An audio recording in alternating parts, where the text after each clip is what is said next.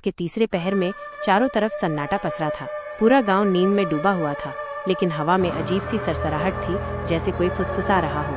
आसमान में काले बादल घिरे थे और दूर कहीं एक उल्लू अपनी डरावनी आवाज में बोल रहा था। गांव के बाहर जंगल के किनारे एक पुरानी हवेली खड़ी थी, अंधेरे में काली परछाई जैसी।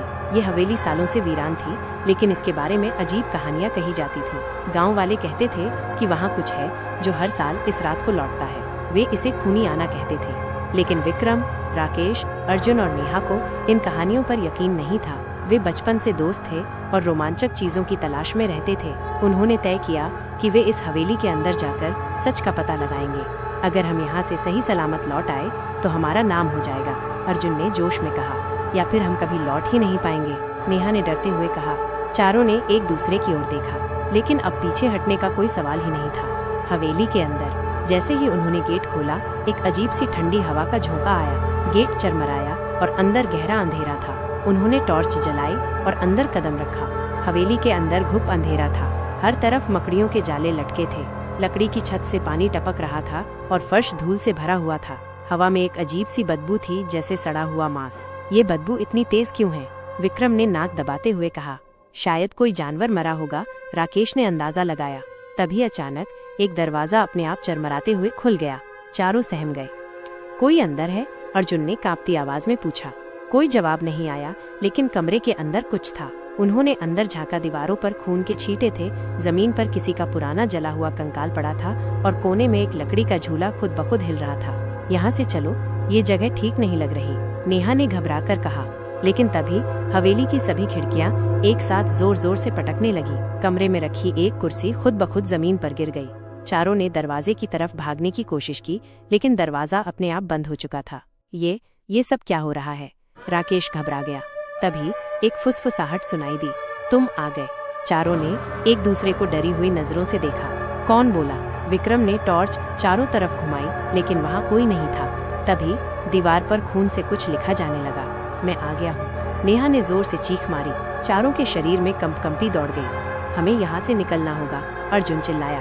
लेकिन तभी टॉर्च की रोशनी झपकने लगी। झूले पर कोई बैठा था, एक काली परछाई जिसके बाल उलझे हुए थे और आंखें सुर्ख लाल। तुम लोग यहाँ क्यों आए हो? वह परछाई गुर्राई। उसकी आवाज इतनी गहरी और डरावनी थी कि चारों की रूह कांप गई। अब तुम नहीं बचोगे। तभी परछाई तेजी से उनकी ओर बढ़ी। उसने अर्जुन की गर्दन पकड़ ली। अर्जुन छटपटाने लगा।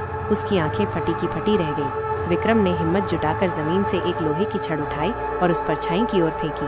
अचानक पूरे कमरे की लाइट झपकने लगी और एक जोरदार चीख गूंज उठी। फिर सब कुछ शांत हो गया। अर्जुन कांपता हुआ जमीन पर गिर पड़ा। भागो, राकेश चिल्लाया। चारों दरवाजे की ओर दौड़े, लेकिन दरवाजा अब भी बंद था।